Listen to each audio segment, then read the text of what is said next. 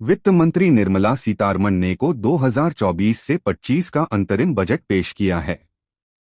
इसमें महिलाओं, किसानों, नौकरी पेशा लोगों, व्यापारियों के लिए कई महत्वपूर्ण घोषणाएं की।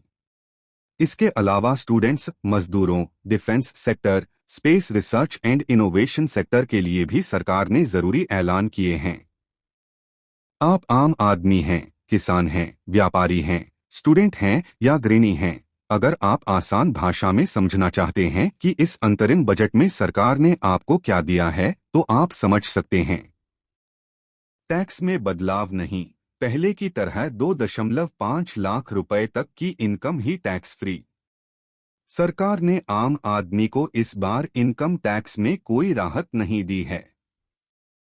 पुराना टैक्स रिजीम चुनने पर अभी भी आपकी 2.5 लाख रुपए तक की इनकम ही टैक्स फ्री रहेगी। हालांकि इनकम टैक्स एक्ट के सेक्शन 87 के तहत आप 5 लाख तक की इनकम पर टैक्स बचा सकते हैं।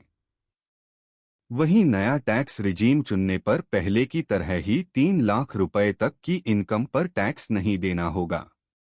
इसमें भी इनकम टैक्स एक्ट के सेक्शन 87 के तहत सैलरीड पर्सन 7.5 लाख रुपए तक की इनकम पर और अन्य लोग 7 लाख तक की इनकम पर टैक्स छूट पा सकते हैं। रूफटॉप सोलर से 300 यूनिट तक फ्री बिजली मिलेगी। रूफटॉप सोलर के जरिए 1 करोड़ परिवारों को हर महीने 300 यूनिट तक फ्री बिजली मिलेगी।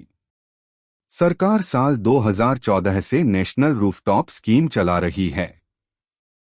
वहीं पीएम मोदी ने हाल ही में प्रधानमंत्री सूर्योदय योजना का भी ऐलान किया है।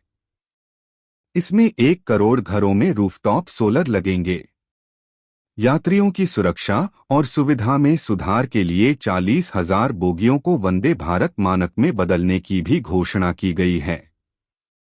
इसके अलावा रेलवे के लिए 3 नए कॉरिडोर की घोषणा हुई है। एनर्जी और सीमेंट कॉरिडोर, सीमेंट और कोयला ढोने के लिए अलग से बनेगा। पोर्ट कनेक्टिविटी कॉरिडोर, ये कॉरिडोर देश के प्रमुख बंदरगाहों को जोड़ेगा। हाई ट्रैफिक डेंसिटी कॉरिडोर, जिन मार्गों पर ट्रेनों की संख्या ज्यादा होगी वहां बनेंगे। वित्त मंत्री ने बताया कि उड़ान स्कीम के तहत नए एयरपोर्ट बनाए जाएंगे और पहले से मौजूद एयरपोर्ट का विस्तार किया जाएगा। 2016 में इस स्कीम को शुरू किया गया था। इसका मकसद इंफ्रास्ट्रक्चर और एयर कनेक्टिविटी के विकास पर ध्यान केंद्रित करके उड़ान सेवाओं को आम नागरिकों के लिए सुलभ बनाना है।